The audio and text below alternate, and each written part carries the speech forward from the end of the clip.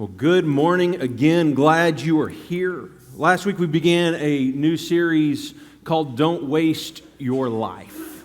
And we talked about the idea that you have been here, this world has been here for thousands and thousands of years. And we tend to look at our life as this long time. But in reality, our life isn't really this long period of time. It's actually a really short period of time that spans the gap of eternity. And you have just this short little amount of life to make a difference in the grand scheme of things.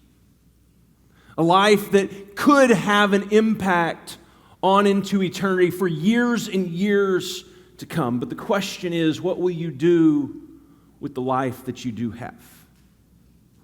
What will you do with the life that you have to make an impact on into eternity? For most of us, it's a question we probably don't think about very often. For most of us, it's a question that we rarely get past. What's next? What are we doing after we're done here? What do we have coming up this week? And rarely do we think about the impact that this moment could have for future generations to come. And the whole idea last week was that blessing would follow obedience. And again, not in the sense that God's going to give you a mansion and a Lamborghini and the finest clothes and houses, but that God's goodness and joy will fill your life. That's what this blessing was to be about. That God would bless you as His children. But my problem with messages typically like this is most people walk away thinking, okay, if this is all I have, I need to try a lot harder. I need to focus a lot more so that I will make a bigger impact. But what if that's not the answer? What if just try harder is not the way that we really pursue Jesus? In a world that says you need to make it on your own, you need to earn your way. You need to pull yourself up by your own bootstraps. The message of the gospel is in fact that you can't do that. But the good news is that God can. The horrible news this morning is that you cannot live your life in a way that's going to make an eternal impact every single day through your own power and strength. Just try harder. But that God in your life can. So years ago, I say years, maybe 10 years ago, 5 years ago, I guess, I went through a phase. I didn't really think about when I did this last. I went through a phase again where I started cutting my own hair because it was just easier. I didn't want to take the time to go sit down and let someone else cut it, so I was cutting my own hair. And it was really simple because I would use a 2 guard on top, and I would use a 1 on the sides, and it was pretty easy not to mess up. My wife did not like it, though. She said I looked too much like a coach. I don't know what she has against coaches. But I was pretty stubborn about it, too. If I was going to do it, I was going to do it.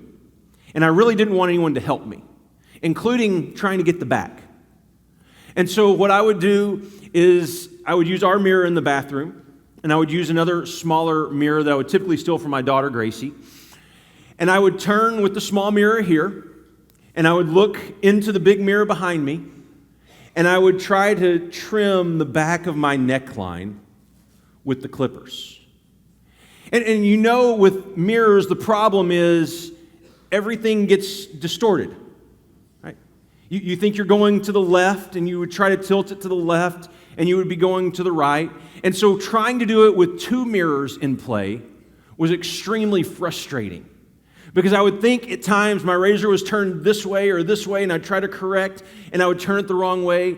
And I was really close, and several times I did make little mistakes, and I would have to call my wife for help. But what was really frustrating was at times it would look like I was turning it the right direction, but in honesty, I wasn't. It looked right, but it wasn't really right. And for me, there's so many things in our faith and our journey with Jesus that to me don't look right and don't feel right, but Jesus says this is the way to life. This is the way to find Christ. This is the way to find salvation. This is the way to find hope. One of those is in Matthew 16. And Jesus says this, "For whoever wants to save their life will lose it. But whoever loses their life for me will find it." And for me, that's one of those statements that Jesus says that does not look right and does not feel right. In a world that says, just try harder. You can make it. You can figure it out on your own. You're smart enough. You're strong enough. You're wise enough.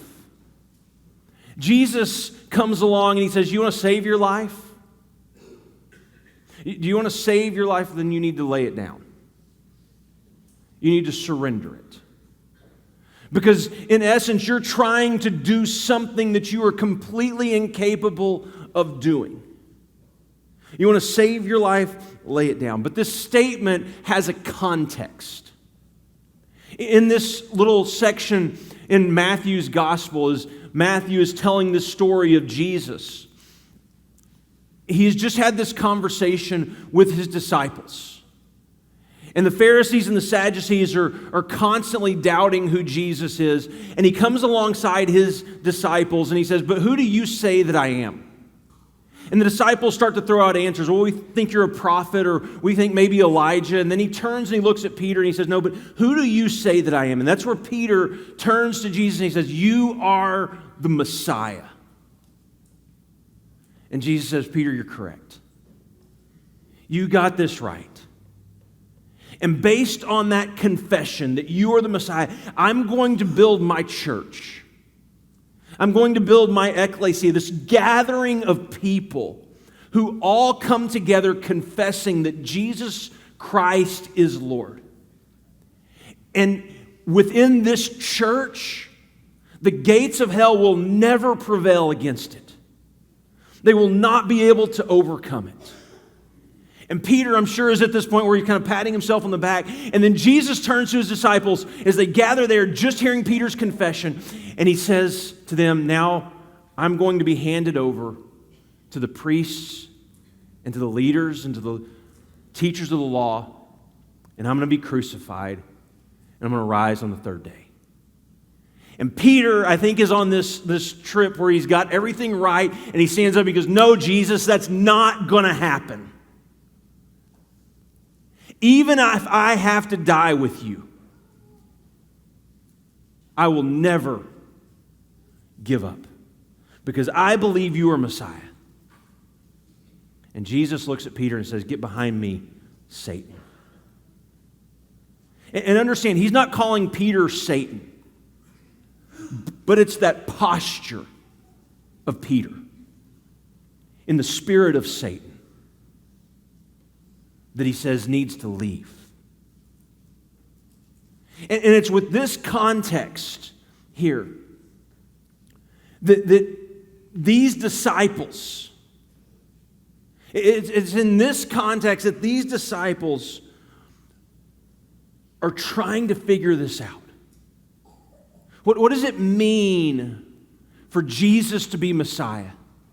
What does it mean for Jesus to be Lord? Because in Peter's mind, it does not look like going to a cross, right? Kings don't end up on crosses. If they do, they fail to be a king. And I think in Peter's mind, he's thinking, wait, you're a Messiah, and you've told us you're Messiah. That means you're not going to die.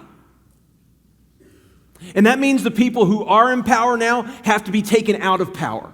And for that to happen, there's got to be a violent revolution, and we're the ones who have to lead it. We're the ones who have to stand up and put our foot down and say, this is never going to happen.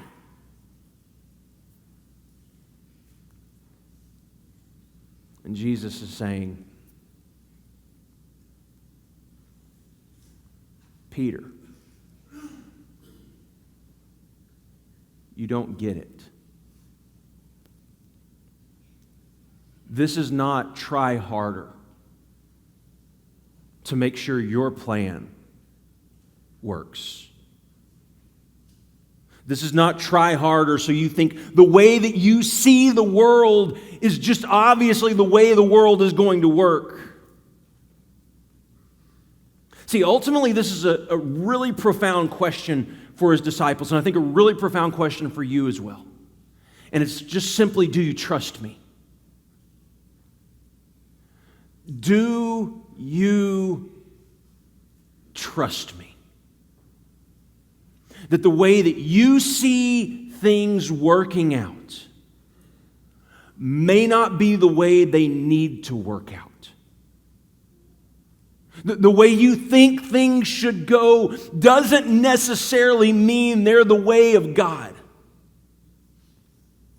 Do you trust me?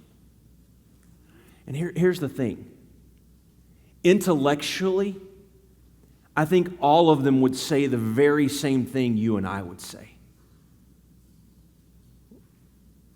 Well, of course we do. Of course, Jesus, we trust you.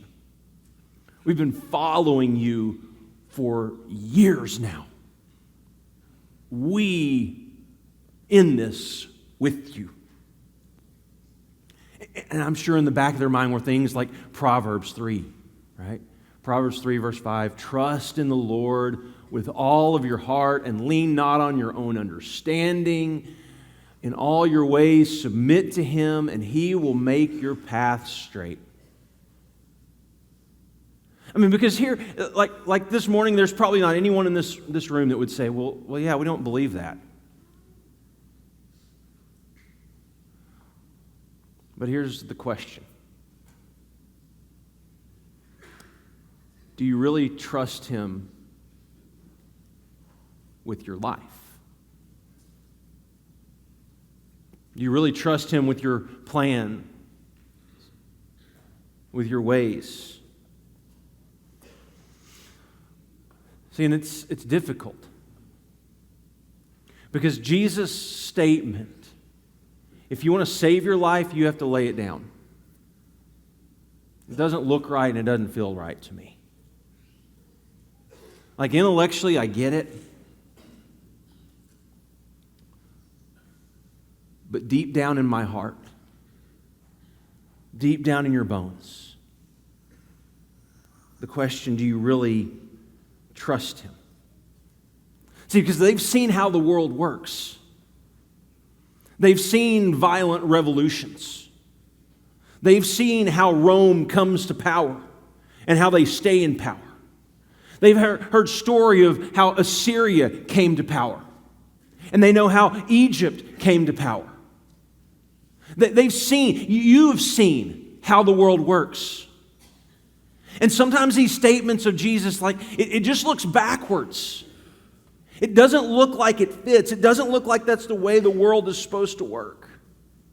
I think that's why these words of Jesus so often are so incredibly difficult for not only these first disciples, but for you and I as well. See, Jesus, as he tells Peter to get behind him, he turns to them and says, okay, there's a different way. Like, I understand you think this is how things are supposed to go. But let me just tell you how they're supposed to go. In verse 24, he says this. Then Jesus said to his disciples, whoever wants to be my disciples must deny themselves and take up their cross and follow me. All right, kings don't end up on crosses. And Jesus is not speaking in some metaphorical term to these first disciples. He is literally saying, hey, do you want to follow me? Do you think I'm that great? We might literally walk outside this door. We might have a cross strapped to our back, and we might have to march up this nearest hill, and we might be crucified there. Do I mean that much to you? That you still want to follow me? Because if you want to save your life, you're not going to follow the road to the cross. Your mind is not going to say, oh, well, that's obviously where it leads, up this nearest hill to Calvary to be crucified. That's not how it works. But Jesus says, no. My kingdom is different. And it does not work the way you would assume it would. And then he goes on to say this, for whoever wants to save their life will lose it. But whoever loses their life for me will find it. Are you willing? And I love the word here, whoever. Whoever wants to save their life. Don't you just mean the Jews? No. Whoever. Anyone who wants to come to me is going to find grace and mercy. But they're not just going to find grace and mercy, they're going to find a cross. They're going to find a cross that I'm calling these disciples of mine to pick up. And you're going to lose your life. But when you lose it, when you lay it down, you're going to find a depth of life that you could not imagine. It's almost as if Jesus tells these first disciples, like, you're going to be the losers. You're not going to be the winners. You're not going to be the one sitting on the throne. You're not going to be the one with all the money and all the riches and all the wealth. You're not going to be the ones who are popular. You're going to kind of be the losers. What's really interesting in Matthew 5 is he begins the Sermon on the Mount. It's almost exactly the word he uses. He said, blessed are the poor in spirit. And the poor in spirit is this word, anawium. And it literally means like the lowest class, the people that no one wants to have anything to do with. Those are the ones that will be blessed. It's not the one on the top of the ladder. It's not the one who's on the throne. It's the one who is down here. Why is that? Because they realize there's no other hope but from above.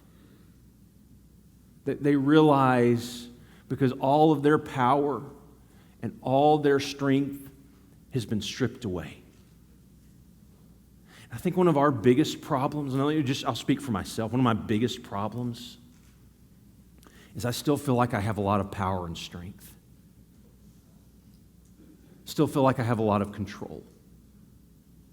I still feel like I can control where things are supposed to go and how things are supposed to look. But it's Jesus who says, blessed are those who can't fend for themselves, who can't take care of themselves, those who are lost, those who are looking, those who are searching. And that's just that completely unnatural idea. Right? It's totally backwards from what we've seen.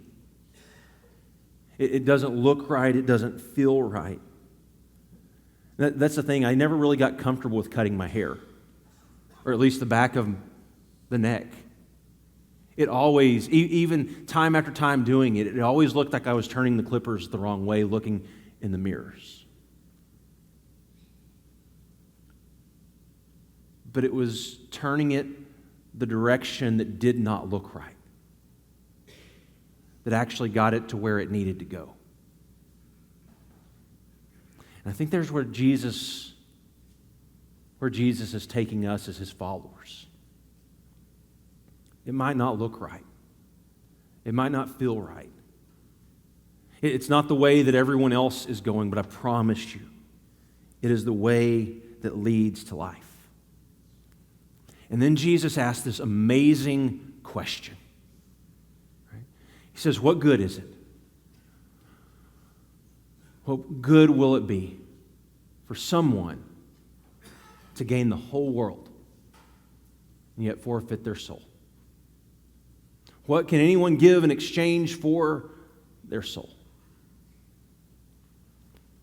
What a powerful question. What good is it to gain the whole world and yet forfeit their soul? And what we typically think of in forfeiting our soul is we think of eternity. And what Jesus is talking about here is not necessarily eternity. It's not excluding it. But he's talking about right here where you are right now, losing your soul. Because let's be honest. You lose your soul not right here at the very end. You lose it well before that day comes. You lose it by pursuing things that we think are important. We lose it every day by giving just a little bit more of ourself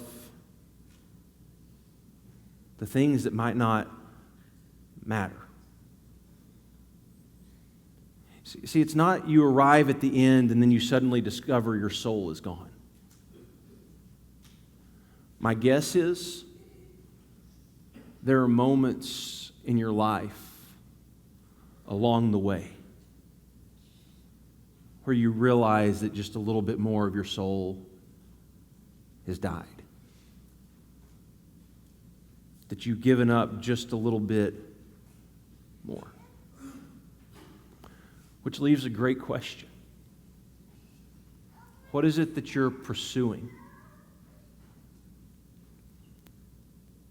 What are you pursuing? What are you chasing after? What are you following right now? See, as I started thinking about it, what are the things that I'm pursuing? I don't know if there's anything that I'm pursuing right now that anyone would look at and say, that's a really, really bad, dangerous thing.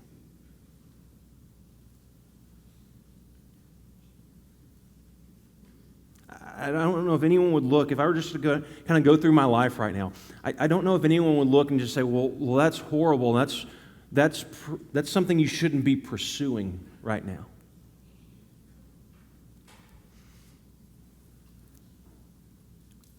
But what I've noticed is in those different pursuits, many of which are really good things, there's a gradual fading within me. There's this gradual decline. See, because it'd be easy to just say, well, there was an affair, or there was an addiction, or there was stealing. I mean, if there were these big moments along the way. But I think what makes it more difficult is when it's not just a sharp downturn, but it's just gradual over time. Because you're giving your heart and soul to things that can't fulfill it. Someone once said that if Satan can't make you sin, he'll just make you busy. See, because those things in my life we wouldn't say are bad. They're important. But the question is, in those moments, is my heart, my soul, my mind pursuing Jesus through them? Yes, my kids and my family and my relationship with my spouse, all those things are important and they matter immensely. But is God at the center of them? Is that what I'm pursuing? And so just asking the question, what is it that you're giving your heart and soul to that is pulling your attention away from Jesus? What is it that you're giving yourself to that's pulling yourself away from Jesus? What are you pursuing that might not be bad, but gradually is causing this slow decline in your heart and soul and your ability to see and walk with Him? Because right after that, He says this, "For the Son of Man is going to come into His Father's glory with His angels." And again, I don't think this is speaking of off in the future. I think this is talking about literally the cross and the resurrection that are coming, right? And then He will reward each person according to what they have done. Like, just think for a second. What have you done? What have you, just like if you were just to list your accomplishments, if you were to list all the things that you're proud of, if you were to list all the things that you feel like, man, this is it, or maybe even those things in our relationship with Christ. Well, I'm at church, and I sing, and I serve, and I lead, and I share.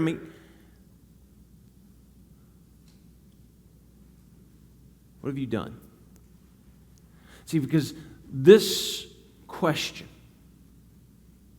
even if we're thinking about the good things that we're doing for that reward, if we're thinking we're doing this because this is what it looks like and means to follow Jesus, I wonder if some of those things that we've done in some way contribute to that decline. Because what we're pursuing is not necessarily Jesus, but rather a perception of what we assume it looks like to follow Jesus. When in fact Jesus says, "You want to follow me? You want to be my disciple?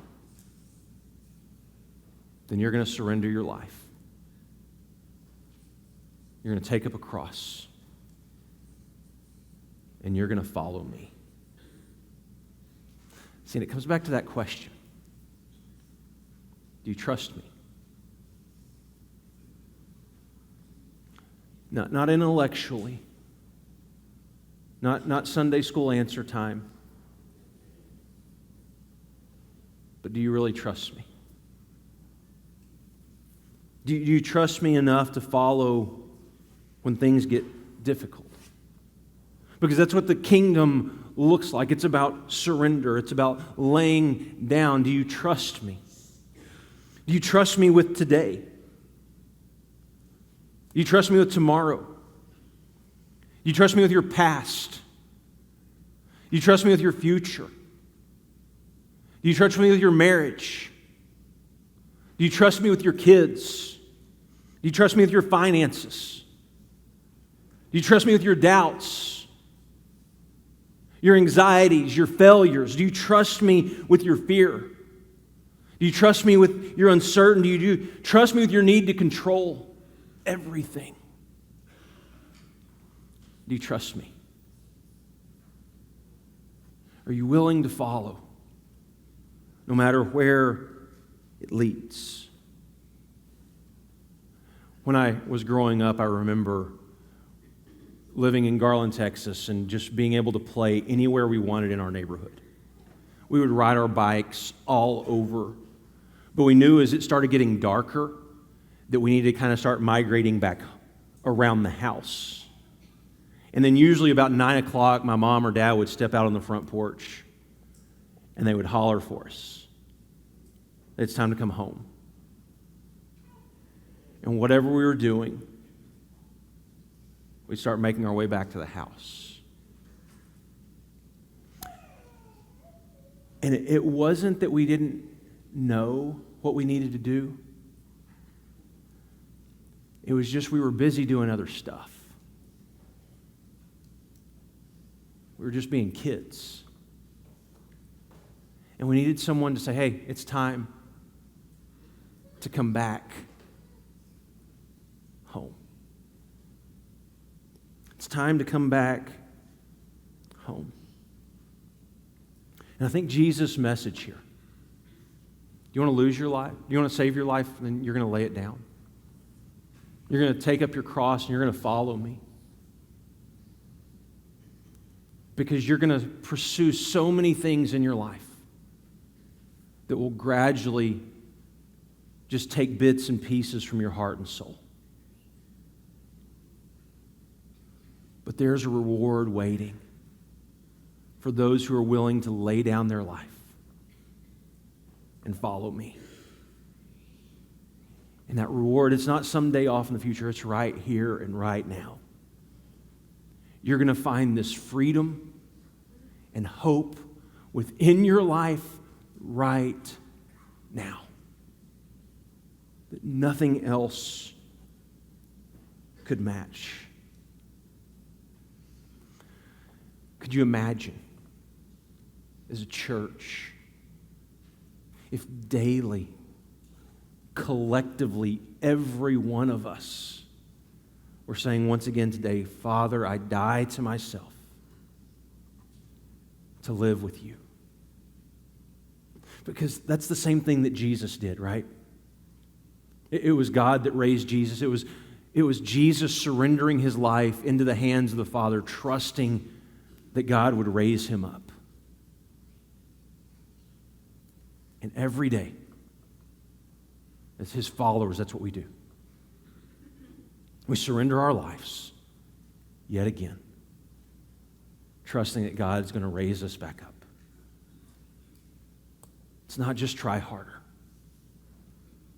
It's really just give up. Give up control. Give up the need for it to look right, feel right, and come follow me. Do you trust me? Do you trust me? Do you trust me? Father, today, we pray, Father, that you would help us to trust you more today than we did yesterday. And Father, as we follow you, we would give all that we have and all that we are for your glory and for your name. Father, help us to trust. We struggle so badly with that one simple word. But Father, we know and we believe, intellectually we have it. Father, help that belief to sink down deep into our bones, to be that fire burning inside that we can't keep in. Thank you so much for the cross and for the way of Jesus. We pray all of this in his name. Amen.